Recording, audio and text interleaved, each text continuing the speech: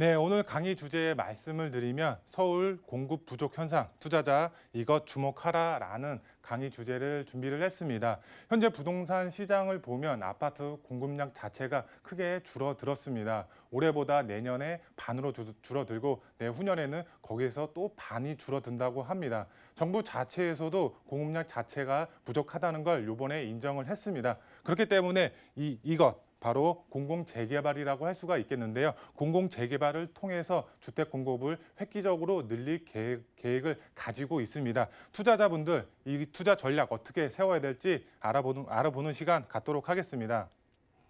네, 먼저 강의 순서 말씀을 드리면 첫 번째로 서울 공급 부족 원인, 어떤 점이 있는지 첫 번째로 알아보도록 하겠고요. 그리고 공급할 수밖에 없는 상황입니다. 공급 어떤 방향으로 할지 첫 번째로 알아보도록 하겠고요. 두 번째로 공공재개발 그리고 공공재건축이 있습니다. 서울 도심의 주택을 획기적으로 늘릴 수 있는 방법, 바로 공공재개발, 공공재건축이 되겠는데요. 이 중에서도 투자자분들은 어떤 곳에 집중을 해야 되는지 두 번째로 알아보도록 하겠습니다. 그리고 마지막 세 번째, 투자자에게 가장 큰 수익을 줄 수 있는 지역, 마지막 세 번째 어디인지 알아보는 시간 갖도록 하겠습니다.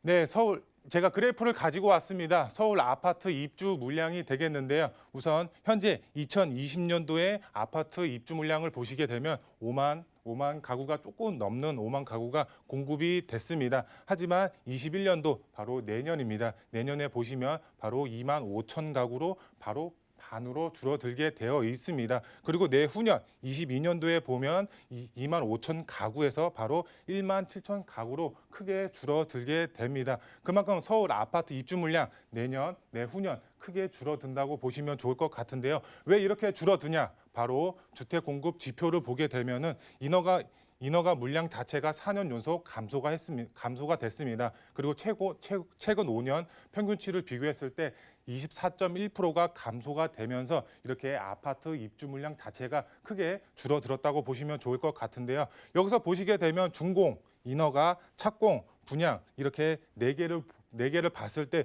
준공 자체는 지금 크게 그래프가 변동 사항이 없습니다. 그만큼 준공 자체가 변동이 없기 때문에 입주 물량 올해까지는 문제가 없었다. 이렇게 이해하시면 좋을 것 같은데요. 여기서 인허가 그리고 착공, 분양 같은 물건은 향후의 문제입니다. 그만큼 이렇게 인허가 자체가 별로 안 해줌으로써 내년이나 내후년에 입주 물량 자체가 크게 줄어든다고 보시면 좋을 것 같은데요. 그리고 집주인 2년 실거주 요건이 강화가 됐습니다. 집주인분들 실거주 요건이 강화되는 만큼 그만큼 공급 자체가 크게 줄어든다고 보시면 좋을 것 같은데요.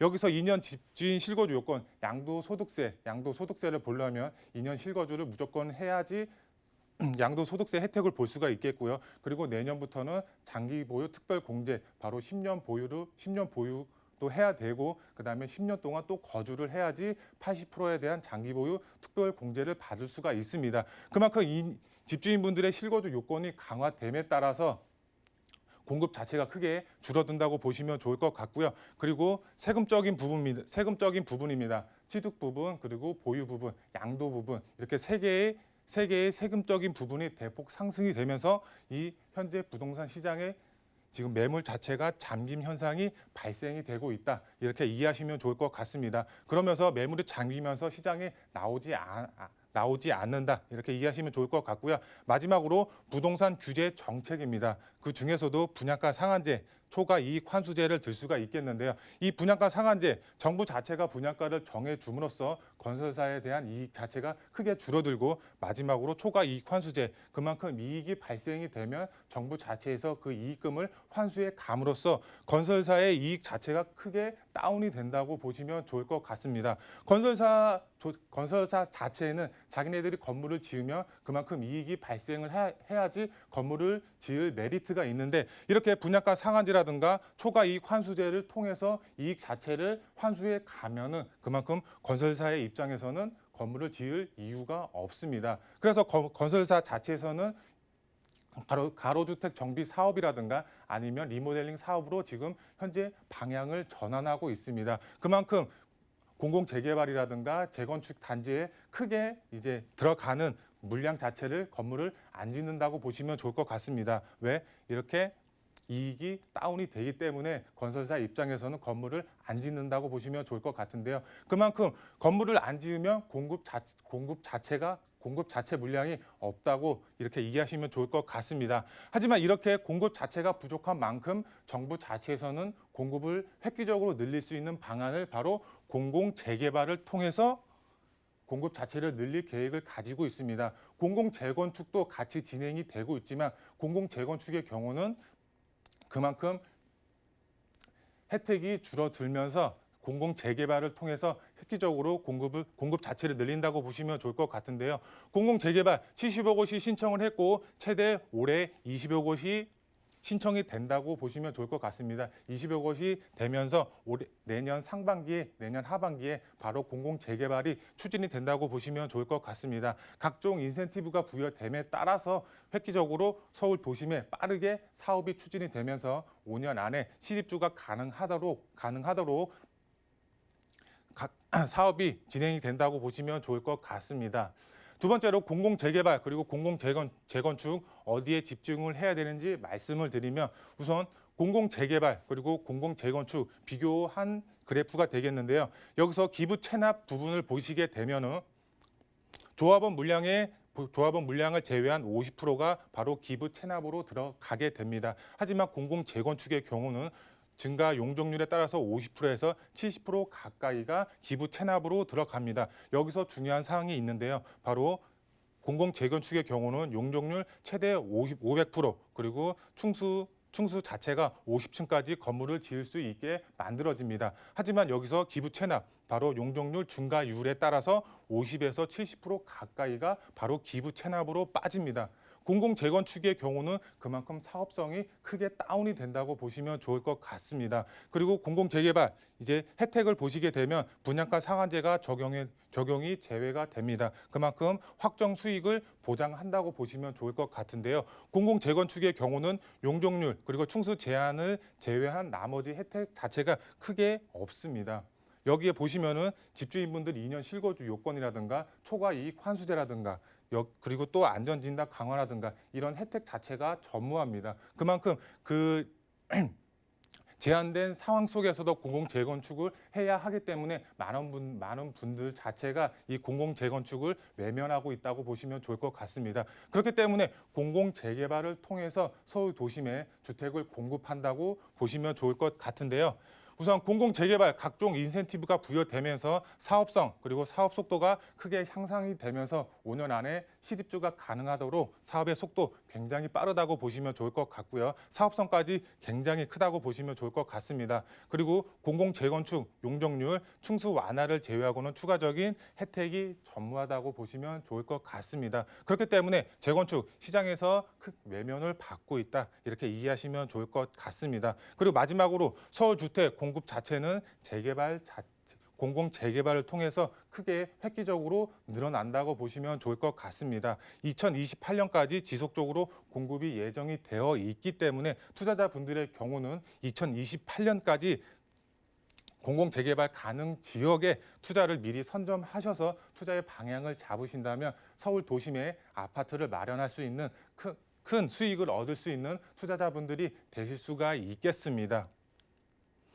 투자자에게 큰 수익을 줄 수 있는 지역 말씀을 드리면 우선 연신내 지역, 지금 GTX A 노선이 지금 착공에 들어갔습니다. 3, 4년 후에 개통이 예정이 되어 있는데요. 이 연신내 지역, 바로 공공 재개발 지역이 있습니다. GTX A 노선의 수혜를 같이 볼 수 있고 공공 재개발의 수혜를 같이 볼 수 있는 지역에 투자를 하는 것이 핵심 포인트가 되겠고요. 바로 용산도 마찬가지입니다. GTX A 노선뿐만 아니라 B 노선까지 예정이 되어 있고요. 공공 재개발 추진 지역 있습니다. 혜택을 같이 볼 수 있는 지역에 투자를 하셔야 되겠고요. 그리고 마지막으로 삼성동은 투자를 하고 싶어도 할 수가 없습니다. 왜? 바로 토지거래 허가구역으로 묶여 있기 때문에 투자를 하고 싶어도 할 수가 없습니다. 그렇기 때문에 풍선 효과가 나타나고 있는데요. 풍선 효과 바로 자양동에 나타나고 있습니다. 자양동 한강을 남향으로 바라볼 수 있는 입지적인 장점을 가지고 있고 지금 내년이나 내후년에 공공 재개발을 추진하기 위해서 움직임을 보이고 있습니다. 그렇기 때문에 선점하셔서 소액으로 투자하기 상당히 좋은 지역이라고 보시면 좋을 것 같습니다. 공공 재개발 가능성 높은 곳에 소액으로 선점하셔서 소액으로 선점하셔서 공공 재개발, 내 집 마련할 수 있는 기회를 잡으셨으면 좋겠고요. 투자 수요 지속적으로 증가가 예상이 되고 있습니다. 그만큼 투자자가 지속적으로 증가가 되면은 지가는 크게 우상향할 수밖에 없습니다. 그렇기 때문에 지금이 가장 저렴한 시기라고 보시면 좋을 것 같습니다. 그렇기 때문에 지금 투자의 전략을 세우시면 좋을 것 같고요. 그리고 개발 호재와 공공 재개발이 만나면 어떻게 될까요? 바로 투자자에게 최고의 수익을 줄 수가 있겠습니다. 신축 브랜드 아파트 입주권 받을 수 있는 그런 투자자분들이 되실 수가 있겠고요. 그리고 마지막으로 가성비 최고의 지역은 바로 연신내 지역이 되겠습니다. 가장 저평가되어 있고 소액으로 접근하실 수 있는 지금 지역이 되겠고요. 두 번째로 서울의 중심, 입지가 가장 좋은 곳은 용산입니다. 용산 지역, 즉 60% 가까이 개발 호재로 묶여 있는 지역입니다. 그만큼 개발 호재로 인해서 입지적인 장점까지 갖추고 있는 지역, 용산이라고 보시면 좋을 것 같고요. 마지막으로 한강변의 가치를 누릴 수 있는 지역, 정말 개발이 됐을 때는 한강 조망이 가능한 아파트를 소유하실 수 있는 그런 투자자분들이 되실 수가 있는 지역, 바로 마지막 자양동이라고 보시면 좋을 것 같습니다. 투자 포인트 세 가지로 말씀을 드릴 수가 있겠는데요. 첫 번째, 재건축 시장 현재 외면을 받고 있습니다. 왜? 분양가 상한제 그대로 적용이 되고 있고요. 초과 이익 환수제, 그만큼 이익이 발생하면 정부 자체에서 그 수익을 환수해 갑니다. 그리고 2년 실거주 요건, 집주인분들 2년 실거주 요건을 채워야지 입주권을 받을 수가 있습니다. 이렇게 분양가 상한제, 초과 이익 환수제, 2년 실거주 요건으로 인해서 많은 조합원분들이 지금 공공 재건축을 외면하고 있다고 보시면 좋을 것 같은데요. 우선 안전진단까지 통과를 했는데 공공으로 추진할 이유가 없다고 생각을 하고 있습니다. 그렇기 때문에 재건축 시장, 지금 현재 부동산 시장에서 외면을 받고 있다고 보시면 좋을 것 같고요. 두 번째로 정부의 유일한 규제 완화 정책 사업이 바로 공공 재개발입니다. 각종 인센티브가 부여되고 분양가 상한제가 적용